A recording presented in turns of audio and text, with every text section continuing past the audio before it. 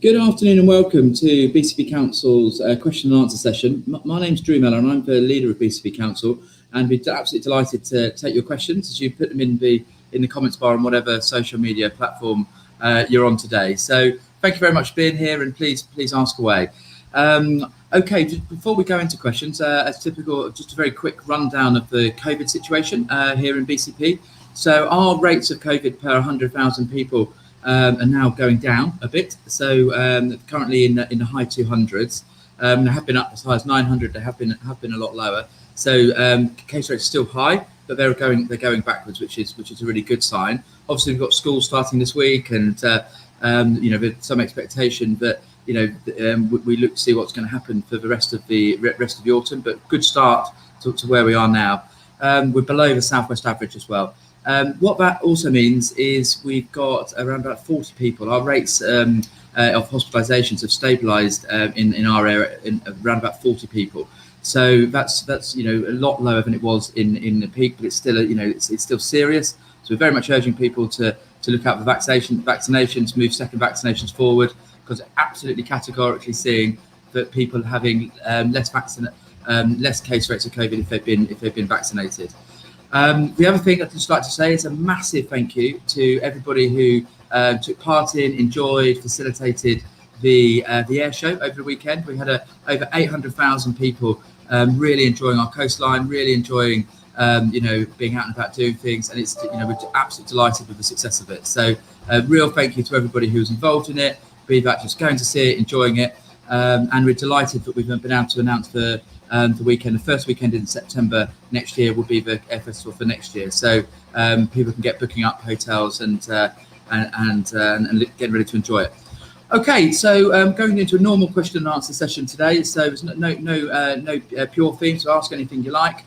One of the things we're going to just like to take a second to focus on is our engagement work. So our resident survey, particularly. So we've done something for the first time in a long time and gone out for a BCP-wide resident survey. So really encourage people to look at that. We really want to hear your views. We want to know what's happening. We want to be an insights-driven council. So what you're telling us, we're reflecting in our policies. And our colleagues are going to show in a moment some of the grades here now. This is the web page where all of our surveys are on. So please have a look at it. Just give you an example of a couple. You'll see that the seafront survey is there. There's also some live dates on Tuesday the 14th of September at Mudderford, Wednesday the 15th on Portkey, Wednesday the 22nd on Pier Approach in Bournemouth. But the one we'd really like absolutely everybody to have a look at is the BCP Council resident survey. So please have a look at that at the web address there, and we'll be absolutely delighted to hear your responses. Okay, let me go into some of the questions now. Okay, and let me see where we get to. So a question from Teresa Foot around the land trains. Okay, so sorry, I thought it was about the trains, but you mean the land trains. Okay, so what we're doing, Teresa, we've got a climate and ecological emergency. We're bringing forward a number of carbon neutral, measures. I'm not specifically aware that there's anything in the pipeline at the moment around that, but I'll take a note and make sure that's added to our added to the work we're doing. So thank you very much for the question. Okay, so there's a question from Zoe around clinically extremely vulnerable parents and children. So I think that's a really important topic to touch on. So I've talked about effectively where our rates are stabilising, going backwards and stabilising. They're still high. Over 300 per 100,000 is still high. They're really high in 16 to 24-year-old age groups. And there are going to be some people who are really worried. And I think that's necessary. What we can do is control what we're able to control. So what we, in terms of our support in and around clinically extremely vulnerable people.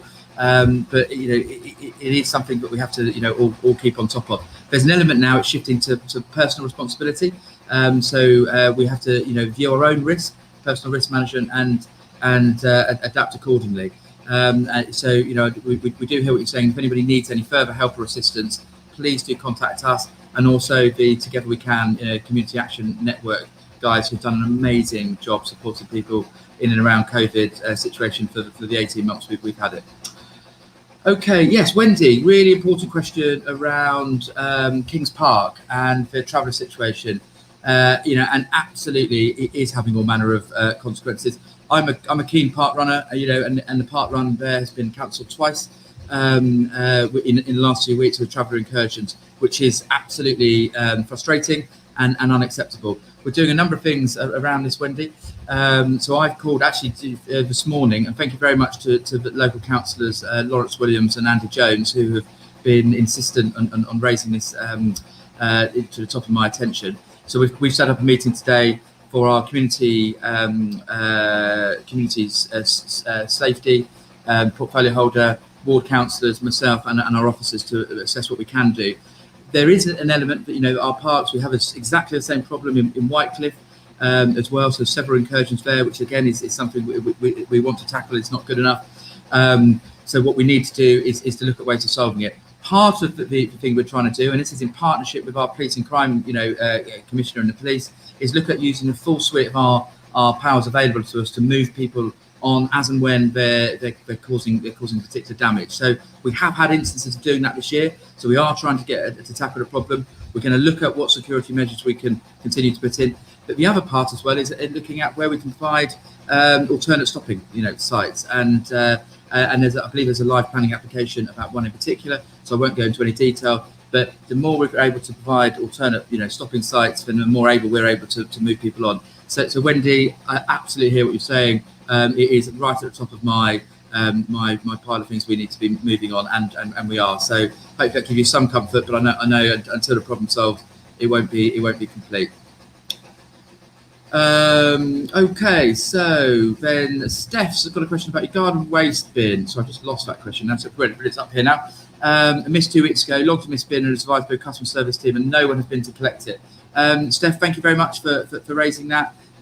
We've had some fun, I think across the board around our waste services, we've had, it's been fantastic what we've been able to do, and across the pandemic. We did have a couple of weeks where we didn't have green bins able to collect in because of the ping-demic, as it's been titled. But we are now back to full service. If there's an individual problem with your bin, then we could just raise it, and we'll make a note of that as well here and see what we're able to do about that. Okay, fine. So Neil Hague's asked a question around.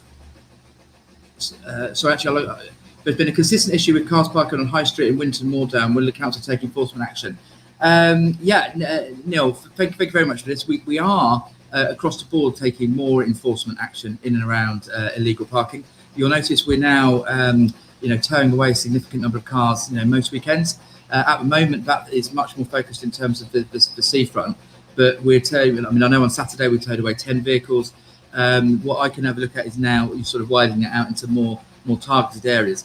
In terms of actually, it's a policing matter in some of the instances, in some of those parking situations, but we are working with our police partners and we are taking more enforcement across BCP. So the message is should be clear. As of the start of the summer, if you're parking illegally, you better be prepared for your vehicle to be towed away, because we are towing away a significant number of vehicles now, and effectively record levels from what we've done before. So we're hearing the enforcement agenda loud and clear, Neil. Thank you.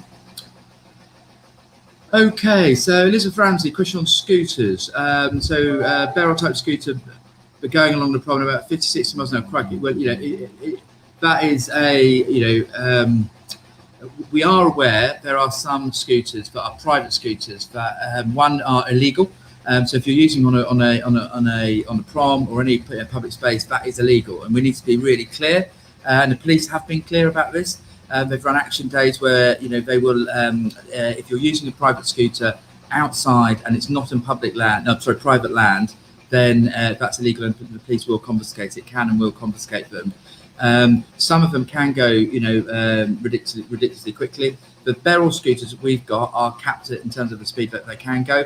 And at certain points of the summer, we were able to put further caps in and around the prom as well. So it is Elizabeth, all we can do is be really clear in terms of the messaging. They are illegal. We're currently in a government trial for the barrel scooters. So the results of that trial in a few places nationally would be weighed up by the government, and they'll decide what they want to do with scooter use generally. We're really pleased with taking part of that trial because we need to get the data to see what works.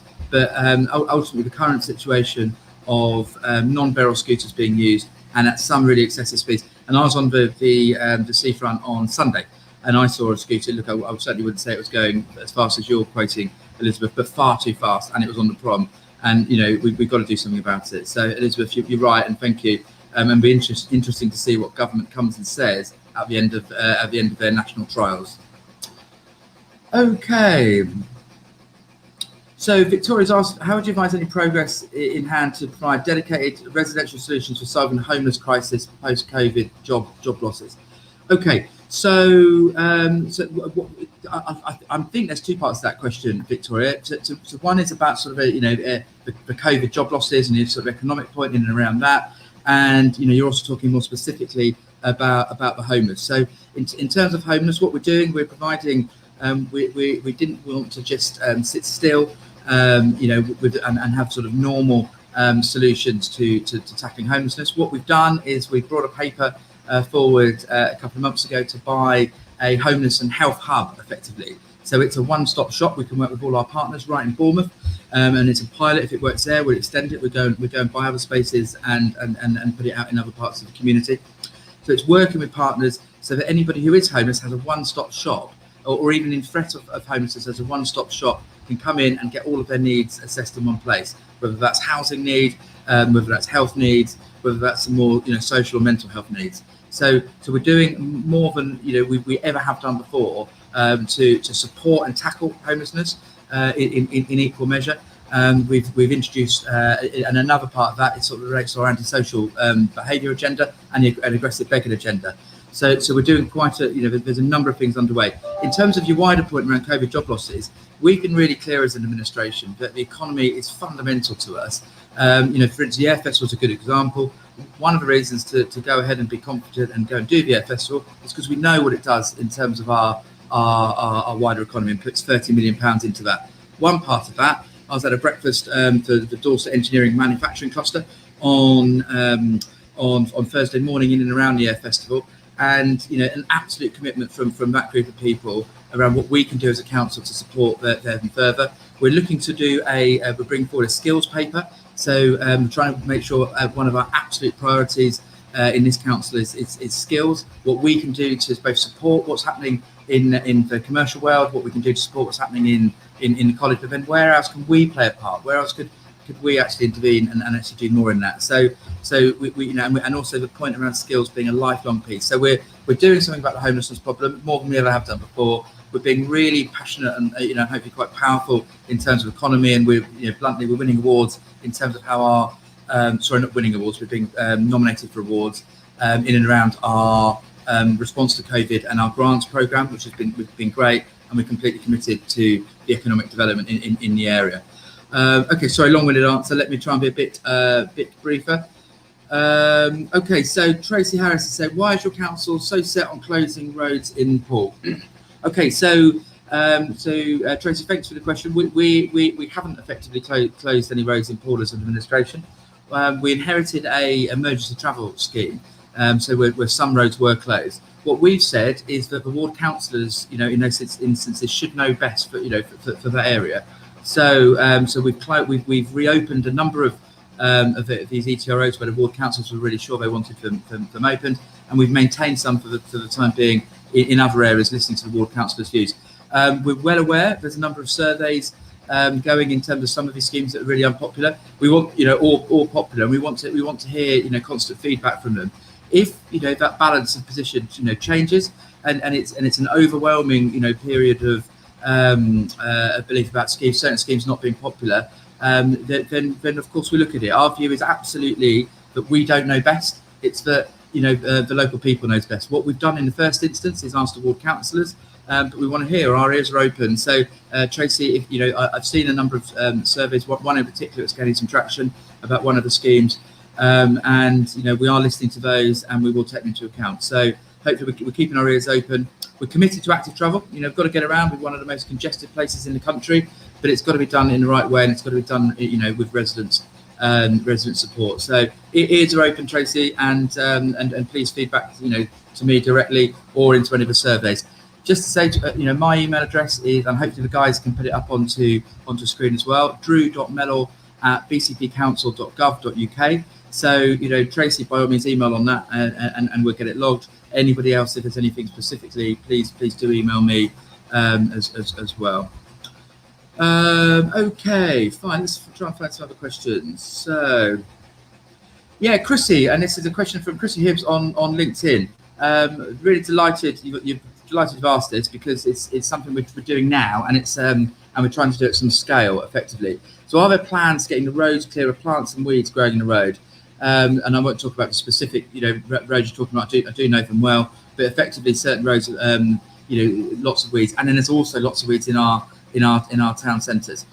So what effectively happened? We've because of the climate and ecological emergency, the previous administration took a view in terms of pesticides, weed killers, effectively as part of the solution to that. Unfortunately, this summer has been a problem for weeds. It's been consistently wet and warm. So we've had more weeds than we would have expected, which to some extent shows that decision up a bit. What we've done, and I know, for instance, I've seen photos of it happening in Poole Town Centre over the summer. I know we've got teams out in Poole, particularly where we've got our first town centre pilot tomorrow, clearing weeds again. And we've also got a paper that's coming to the 29th of September Cabinet, which is putting a massive investment in cleaner, greener, safer, which is all related to our Pride agenda. So our towns and our whole place, we've got to be proud of them. So that's hundreds of thousands of pounds a year of extra expenditure, 200,000 dedicated specifically to weeds.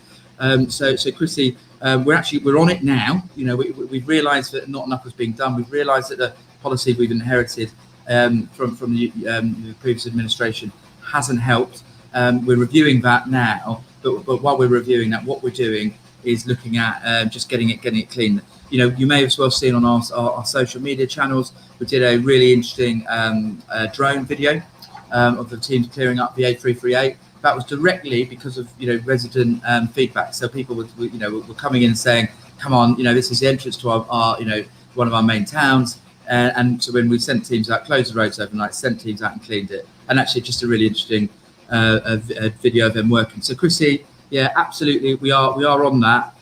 It's a priority of our administration is around Pride, to cleaner, greener, safer. If it's not being done, please feed it in. We really want to hear about it, because there's a current sort of focus in and around town centres, but we need to now move it out to our other places to make sure the whole place feels cleaner, greener, and safer.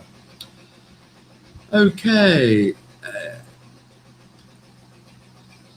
Fine. Let me try and find some other questions. Yeah, I'm trying to answer something that is separate that I've already answered. Okay, fine. Okay, we've got a question here from Malcolm Farrell on Send. Apparently I've jumped over a question which I'm going to now look back and try and find. Actually, I have seen a load more questions now, so I have skipped a load. Malcolm, I haven't found your original question yet, but in terms of Send, I think it's a really important thing to talk about. So we've had effectively a Send inspection, so special educational needs inspection, where there is serious improvements that need to be made from this council.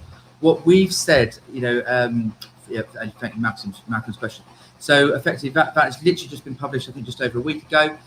In the cabinet agenda we've just had last week, within one day we put forward a paper to put additional expenditure into special education needs, so we're better able to address some of the problems in there. I think it's around about 60% of local authorities have to do a statement of action effectively. So the changes needed are serious enough for the government to require us to talk formally about what we're going to do to change it.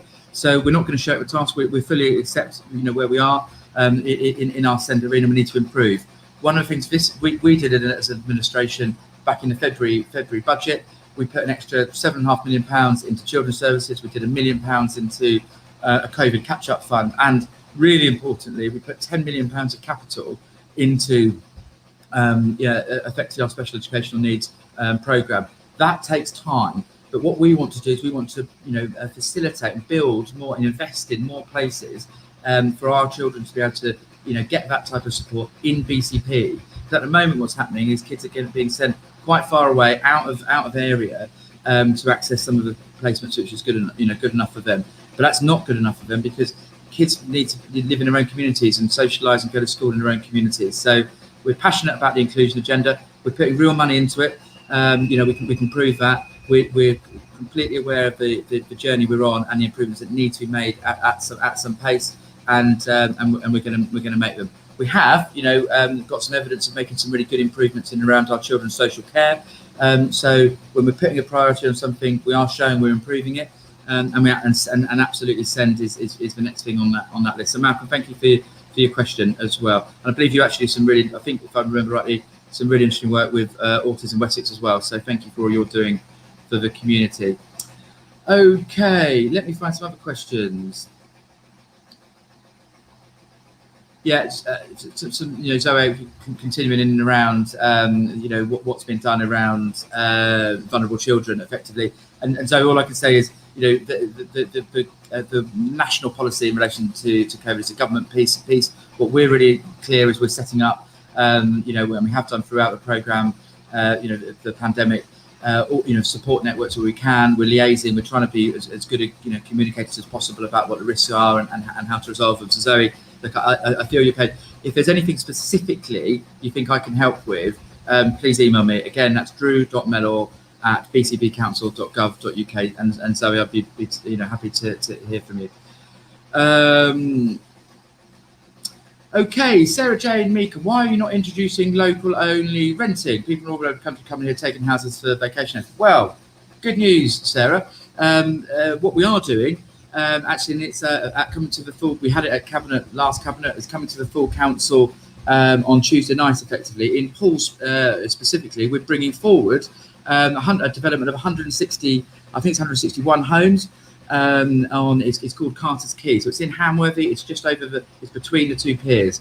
It's one of 3 sites between the piers in Poole on the Hamworthy side. We own Holes Bay. We've just reached an agreement with a company called Inland Homes to buy their land, and we're going to effectively build out and own the 161 homes there, Sarah. And Sarah, they will be local homes for local people. So we're going to own them. We're buying them. It makes great financial sense for us at the moment, because we can utilise record, cheap ability to borrow money, invest it in an asset like homes, which we desperately need.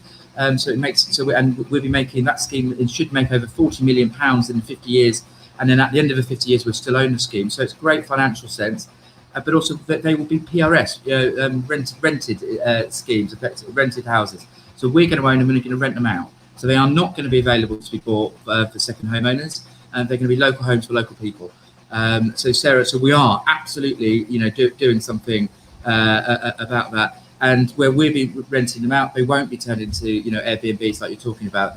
That's a start, Sarah. That's 161 homes. We need to do loads more, and what we're going to do as a council is do loads more, because if there's one asset class that we can, most people can understand a council investing in, it's homes. But what we want to do is not just buy homes, we want to build them. So this is the first. This is the start. It's 161 homes. We're really proud of it. Hope that gets support from council on Tuesday. And separately to the point you're making, Sarah, it's also about regenerating Poole. It's the first thing we're doing, which is getting a crane in the sky in Poole. For years, Poole has been let down in around the speed of regeneration. We can't just allow the market to do it. We've got to go in and do some of it ourselves. Get confidence, get going. We're doing it. So something we're really proud of, Sarah.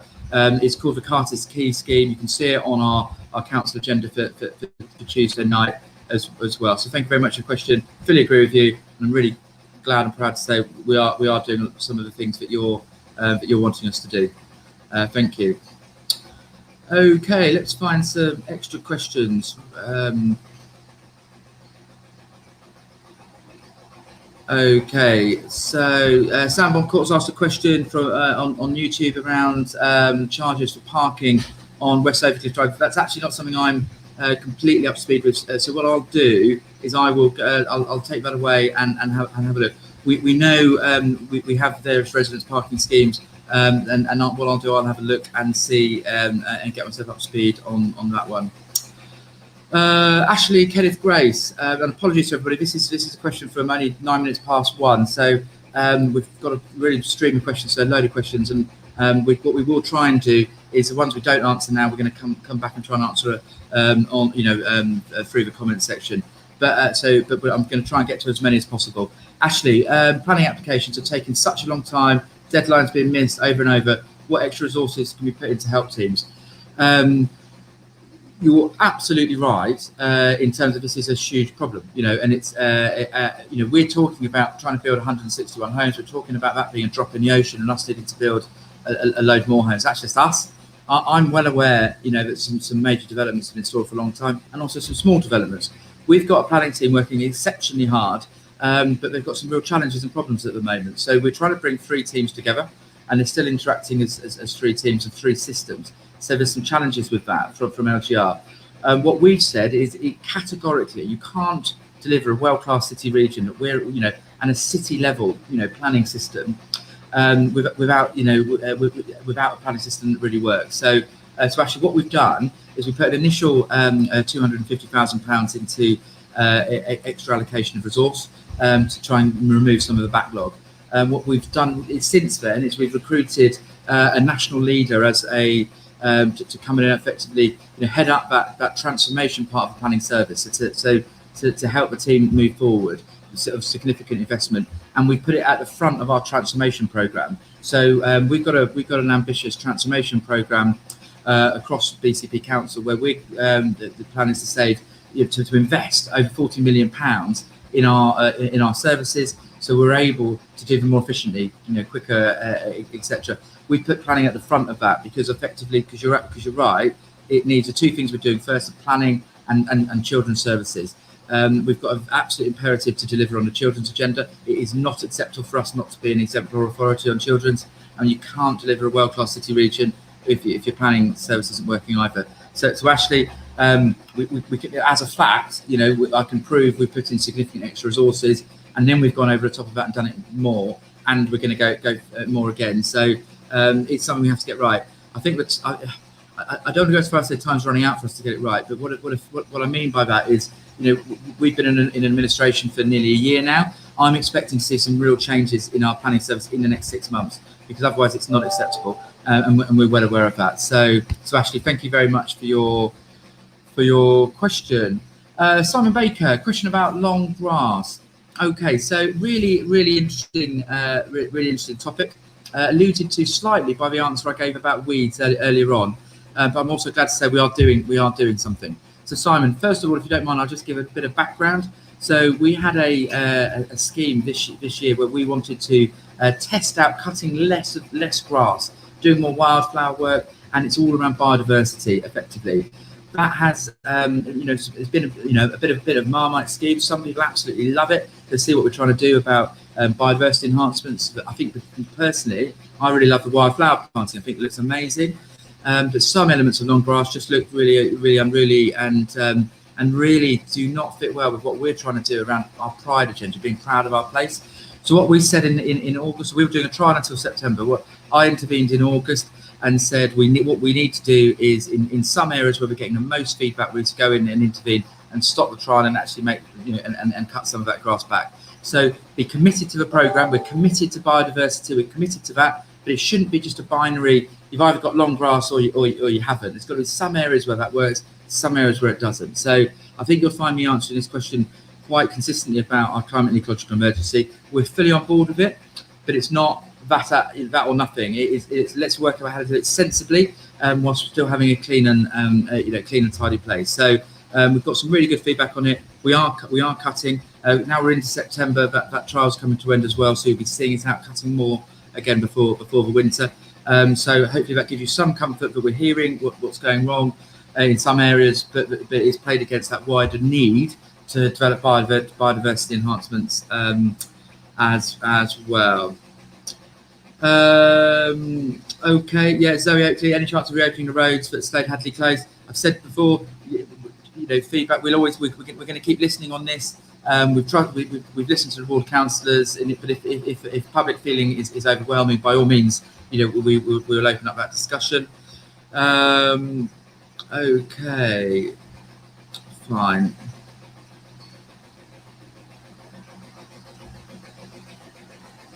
Okay, so Jamie, I didn't see the question. Jamie Dunn's asked a question. Steve Tallamy's asked, but I don't know what the question was. Can you please justify the spending on projects such as barbecues on the seafront, but not for play streets?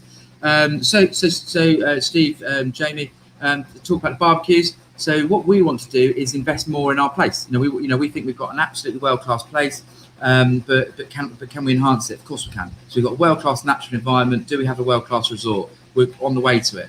So we brought forward, and really proud and pleased to bring forward the investment in barbecues in a number of trial sites along the seafront. They've been really hugely well received.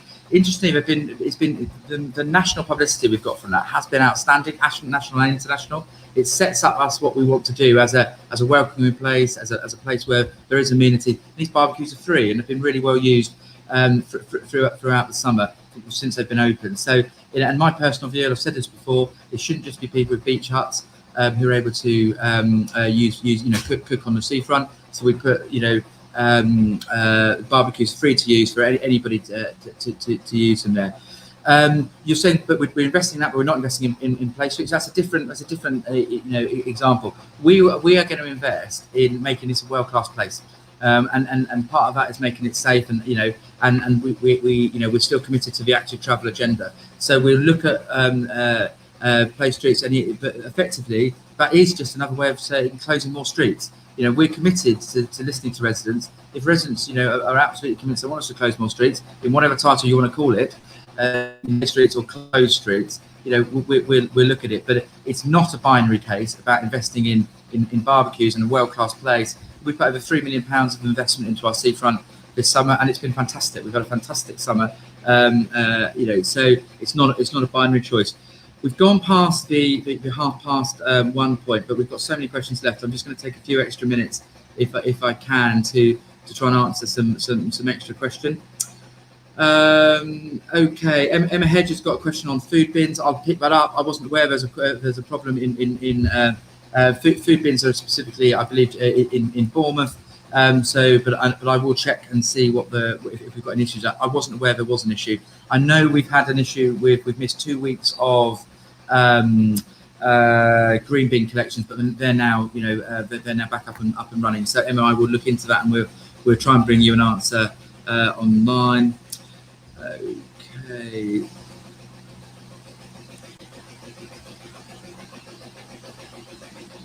Yeah, so fine. But Centeam, I've answered the question about Centeam. So let's not go back through that.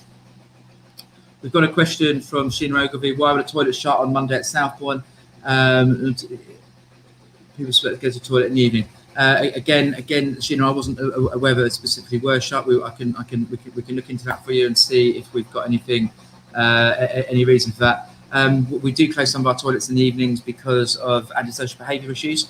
What we're looking at doing now across the conurbation is whether we can bring forward, as an administration, we're committed to delivering on the £500,000 of toilets that are in the budget. So we are putting those toilets back in.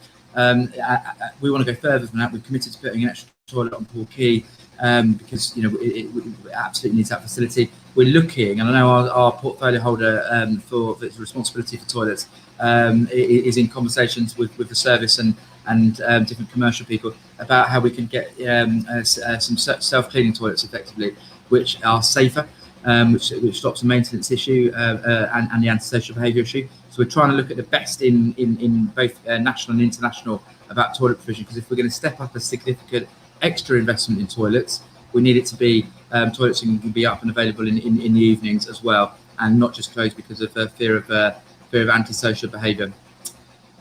Okay, fine. Last question. well, actually, I'll do a couple. So, Steve Clark, you've asked, are you going to put lighting in for Whitecliffe Path to Beta? Steve, so in the budget we did in February, we put an investment, effectively a feasibility study in and around both the prom widening opportunities to do more public realm in and around the prom, and also then what we wanted to do on top of that was to link the prom and the seafront and to the parks effectively. So we just literally back into last week, that feasibility study was finalised. I've got a meeting with the team to review the outputs of that. So what we expect that to be is to understand what investment we would require to do exactly what you're talking about, but a lot more. So to enhance the public realm, which means the footpaths. Can we get some event space in there? Can we get some seating space? Can we make these parks are fantastic, and can we link parks to the seafront, to the quay? Effectively, we can, and we probably should. We've come forward with £50 million of investment potential in our futures fund. I would like to see ways we can actually invest it in infrastructure projects like that. Okay, fine. So we haven't had an opportunity. I'm a long way away from answering some of the questions.